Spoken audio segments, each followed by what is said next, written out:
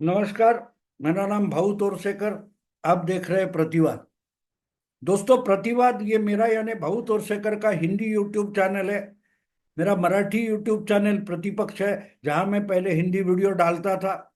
अगर जिनको सिर्फ हिंदी सुनना है, उनके लिए मैंने प्रतिवाद ये अलग से हिंदी यूट्यूब चैनल बनाया। तो जो मुझे हिंदी में सुनना चाहते हैं, वो कृपा करके प्रतिवाद को ज्यादा से ज्यादा सब्सक्राइब करें, घंटी सिंबल पर क्लिक करें। दोस्तों, आज का जो सब्जेक्ट है वो अजीबो गरीब है। अजीबो गरीब है, इसका मतलब ये है कि जो तर्क में बैठने वाली बात नहीं है। भाऊ तोरसेकर को भाऊ तोरसेकर से ही भय है, संकट है, ऐसा अगर बोलूंगा कि भाऊ तोरसेकर को भाऊ तोरसेकर से बचाना चाहिए, ऐसा बोलूंगा तो आप बोलेंगे ये क्या तर्क है। लेकिन ये अगर होते हुए दिखाई दे रहा है तो बोलना तो जरूरी है, क्योंकि मैं विश्लेषण करता हूं, एनालिसिस करता हूं और पॉलिटिकल सोशल सब्जेक्ट का एनालिसिस करता हूं। तो जो कुछ मैं आजकल देख रहा हूं, तो मुझे लगता है कि बहुत सारे इकोसिस्टम के दिल्ली के या सेक्युलर पत्रकार ऐसे हैं, उनको चिंता लगी रहती कि कांग्रेस का क्या होगा, और कांग्रेस पार्टी को कांग्रेस पार्टी से ही धोखा है। ऐसी एक तरीके की अजीब लॉजिक ये लोग पेश करते जा रहे हैं।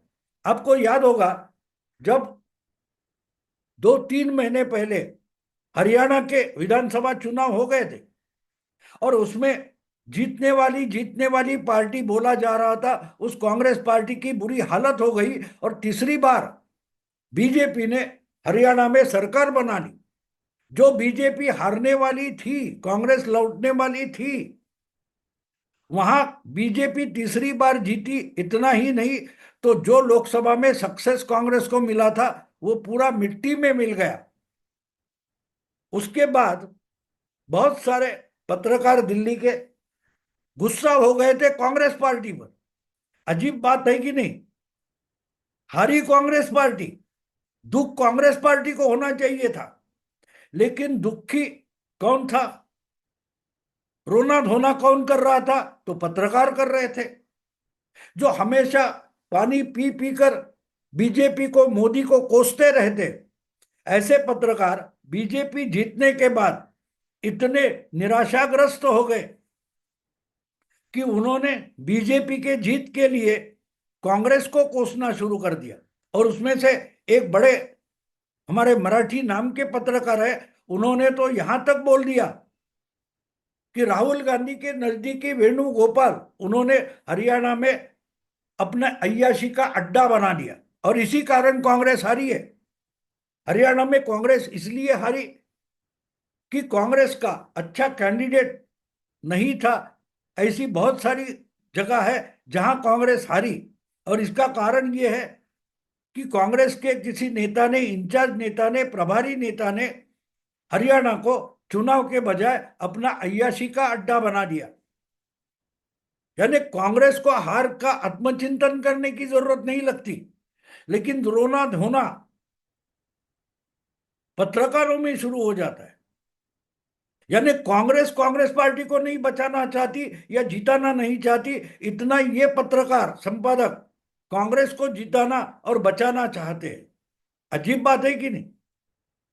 अजीब बात है ना, कि मुझसे ही मुझे बचाना है। धोखा, भाऊ को धोखा कहां से? भाऊ से ही धोखा है। कांग्रेस को कहां से धोखा है? कांग्रेस से ही धोखा है।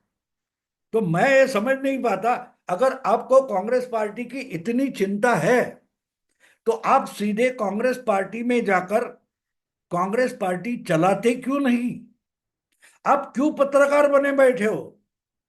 अगर आप पार्टी चलाने के बारे में इतनी क्षमता और इतनी जानकारी रखते, इतनी कुशलता रखते, तो बाहर बैठकर कांग्रेस को डूबते देखने की क्या जरूरत है? हमने आज तक बहुत जिंदगी में ऐसे अनुभव किए होंगे कि किसी नदी किनारे या समुन्द्र किनारे, नाले के किनारे, या बाढ़ आती है, उस वक्त कोई इंसान डूब जाता है, तो वो बचाओ बचाओ करके चिल्लाता है, संकट में होता है। तो किनारे पर खड़े रहे बहुत सारे लोग उसको बचाने के लिए चिल्लाते हैं। लेकिन कोई कूद कर, पानी में कूद कर उसको बचाने के लिए आगे नहीं जाता। क्यों नहीं जाता? क्यों नहीं जाता? क्योंकि वो खुद डरते हैं कि मैं भी डूब जाऊंगा, तो वो तो डूब रहा है, उसको बचाना जरूरी है। लेकिन बचाने के लिए आप क्यों नहीं कूदते भैया? क्योंकि आपको भी डर है, बाढ़ का प्रवाह इतना जोर शोर से आ रहा है, धारा इतनी जोर से है कि मैं भी बह जाऊंगा, मैं भी डूब जाऊंगा।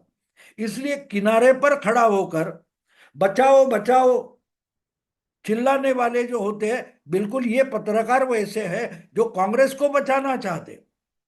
कांग्रेस डूब रही है ये देखकर त्राही त्राही करते, चिल्लाते रहते हैं, लेकिन खुद कुदी मारकर कूद कर पानी में कांग्रेस को बचाते नहीं।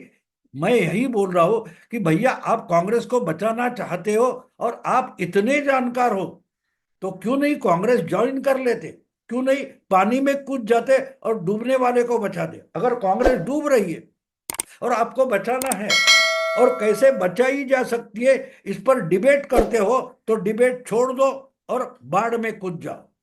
जिस बाढ़ में कांग्रेस पार्टी डूब रही है, मोदी या बीजेपी नाम की जो बाढ़ आई है जिसमें कांग्रेस पार्टी डूबकर खत्म होने जा रही है, उसको बचाना चाहते हो और बचाने के तरीके बता रहे हो, तो खुद उन लोगों को कूद जाना चाहिए। ऐसे पत्रकारों को सीधा कांग्रेस ज्वाइन करना चाहिए। ये मैं इसलिए बोल रहा हूं कि पिछले 2-3 दिन, एक पिछले हफ्ते में कांग्रेस पार्टी का दिल्ली में जो नया मुख्यालय बनाया गया, जो कोटला रास्ते पर है कहीं, उसके उद्घाटन में पत्रकारों को निमंत्रित नहीं किया गया। अब जब ऐसी कोई बड़ा समारोह होता है तो पत्रकारों को, मीडिया को आमंत्रित किया जाता है, लेकिन बहुत सारे पत्रकार, दिल्ली के कांग्रेस प्रेमी पत्रकार नाराज है। क्यों नाराज है? क्योंकि उनको या जनरली पत्रकारों को इस समारोह में आमंत्रित नहीं किया गया कि भाई ऐसा ऐसा एक बड़ा पार्टी का ऑफिस बनाया गया है, 6 मंजिला है, यहाँ है वहाँ है, कितने हजार स्क्वायर फुट का इसका क्या क्या उसमें बनाया गया, वो सब दिखाने के लिए पत्रकारों को नहीं बुलाया गया। और नहीं बुलाया गया तो उसकी जिम्मेदारी बनती है, जो मीडिया इंचार्ज होता है, जयराम रमेश जो है, अजय माकन है, या पवन खेरा है, तो उन्होंने नहीं बुलाया तो नहीं बुलाया, रोने में क्या है? बाद में आप कभी भी पार्टी के ऑफिस में जा सकते हो। लेकिन कांग्रेस का इतना बड़ा पार्टी ऑफिस बन गया, लेकिन उसको चाहिए उतनी पब्लिसिटी नहीं मिली। और किस कारण नहीं मिली? क्योंकि उस समारोह में, उद्घाटन समारोह में पत्रकारों को बुलाया ही नहीं गया। ANI और PTI नाम की जो न्यूज एजेंसी है, सिर्फ उनको बुलाया गया और उन्होंने जो फोटो निकाले या उन्होंने जो रिकॉर्डिंग किया, शूटिंग किया, उसी के आधार पर यह सब जगह खबर गई। तो जिसकी अहमियत खबरों में कांग्रेस पार्टी के मुख्यालय को, उद्घाटन को मिलनी चाहिए थे, वो नहीं मिली। इसके लिए कौन रो रहा है? कांग्रेस पार्टी का कोई नेता नहीं रो रहा है, रो रहे वो बहुत सारे पत्रकार। और इस कारण ये पत्रकार ब्लेम कर रहे हैं एक कांग्रेस नेता को, कांग्रेस के मीडिया इंचार्ज जयराम रमेश को।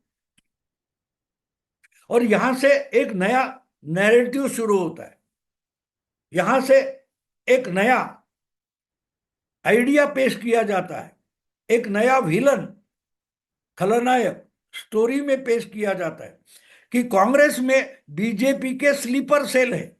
कितनी अजीब बात है, कितनी अजीब बात है कि कांग्रेस के media incharge Jairam Ramesh BJP के स्लीपर सेल है कांग्रेस में। ये कौन बोल रहे हैं? पत्रकार बोल रहे हैं, जो पिछले कुछ सालों से वही जयराम रमेश की जो इलॉजिकल बातें, तर्कहीन बातें बढ़ा चढ़ाकर पेश कर रहे थे, उनको अचानक जयराम रमेश बीजेपी का कांग्रेस में बैठा हुआ स्लीपर सेल लगता है।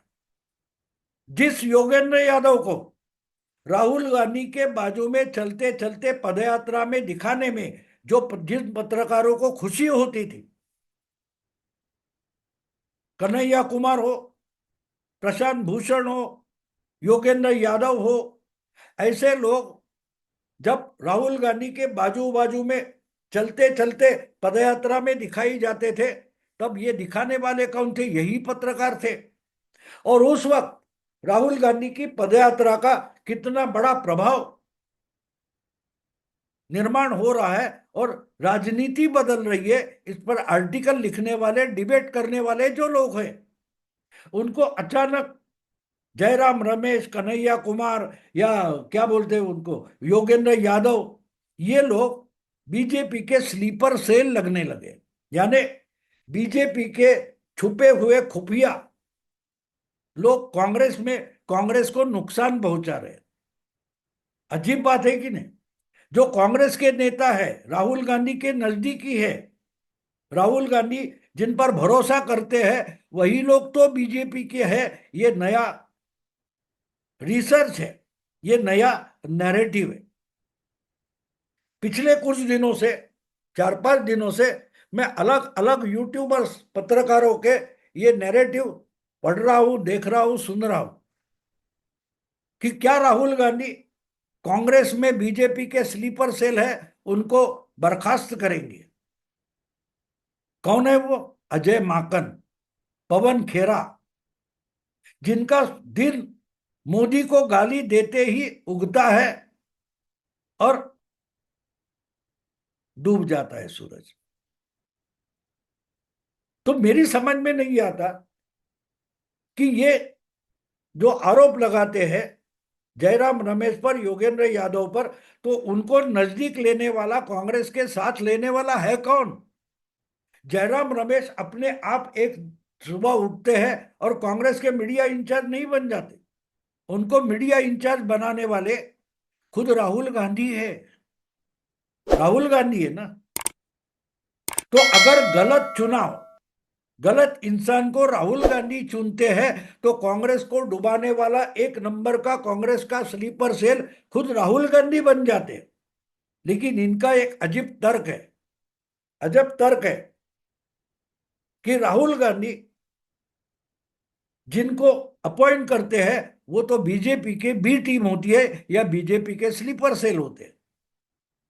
तो बीजेपी के स्लीपर सेल को कांग्रेस का मीडिया प्रभारी बनाने वाला खुद बीजेपी का स्लीपर सेल क्यों नहीं होता? जिस ढंग से पिछले 10 साल में राहुल गांधी ने आहिस्ते आहिस्ते कांग्रेस पार्टी रसातल को लेकर लाई है,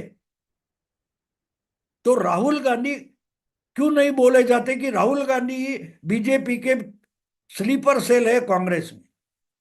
क्योंकि जो जो चीजें नरेंद्र मोदी, जेपी नड्डा या अमित शाह राहुल गांधी से चाहते हैं, वही बातें तो राहुल गांधी करते हैं, जिससे कांग्रेस का वोटर भाग जाए, जिससे कांग्रेस पार्टी का चुनाव में नुकसान हो।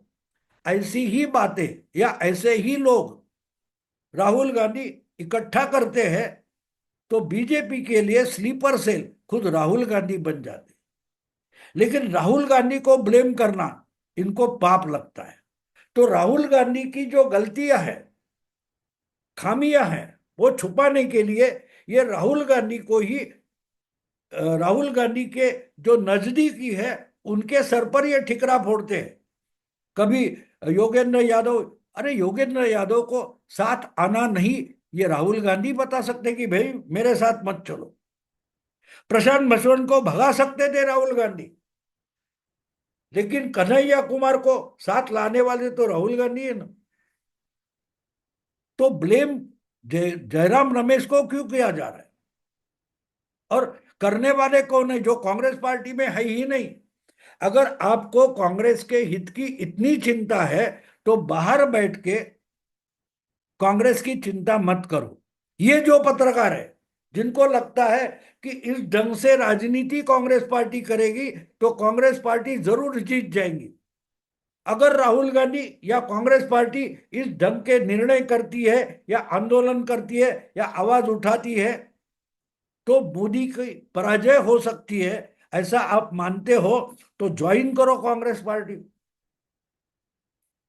और कांग्रेस वाला होकर, पत्रकार बनकर बैठने के बजाय कांग्रेसी होकर कांग्रेस के नाम पर ये पत्रकार मोदी के खिलाफ, बीजेपी के खिलाफ आंदोलन छेड़ दे और दिखाए, राहुल गांधी देखो, हमने एक छोटा आंदोलन हमारी लेवल पर, हमारे स्तर पर चलाया और यहां बीजेपी की हार हो गई, तो जयराम रमेश को हटा दो, हम जैसे लोगों को साथ ले लो, हम राहुल गांधी आपको जिता कर दिखाएंगे, हम मोदी को हरा कर दिखाएंगे। ये आप कर सकते हो, लेकिन इसके लिए आपको कांग्रेस पार्टी में ज्वाइन करना पड़ेगा। देखो एक बात साफ है दोस्तों, क्रिकेट की मैच हो या कबड्डी की मैच हो, किसी भी खेल में आपको मैदान में उतरना पड़ता है, खिलाड़ी बनना पड़ता है। आप स्टेडियम में बैठोगे या कमेंट्री बॉक्स में बैठोगे और मैदान में जो खिलाड़ी उतरा है उसको आप नहीं हरा सकते। आपको खुद को मैदान में उतरना पड़ेगा और सामने वालों को हराना पड़ेगा। तो आप गलत खिलाड़ी, वो योगेंद्र यादव हो, जयराम रमेश हो, अजय माकन हो, गलत खिलाड़ियों को मैदान में उतारोगे और मोदी की हार होगी ऐसा सोचोगे, और बाद में बोलोगे अरे ये तो मोदी का बी टीम निकला, तो फायदा क्या है? अब कांग्रेस को बचाना चाहते तो ज्वाइन करो कांग्रेस पार्टी। क्योंकि आपका ये तर्क इतना अजीब है कि राहुल गांधी गलत लोगों की टीम बनाते हैं और मोदी से हार जाते हैं, इसलिए राहुल गांधी को बचाना है तो राहुल की टीम से ही राहुल गांधी को बचाना पड़ेगा। ये कहाँ का तर्क है मुझे पता नहीं, क्योंकि राहुल की टीम खुद राहुल चुनते हैं और हार जाते हैं।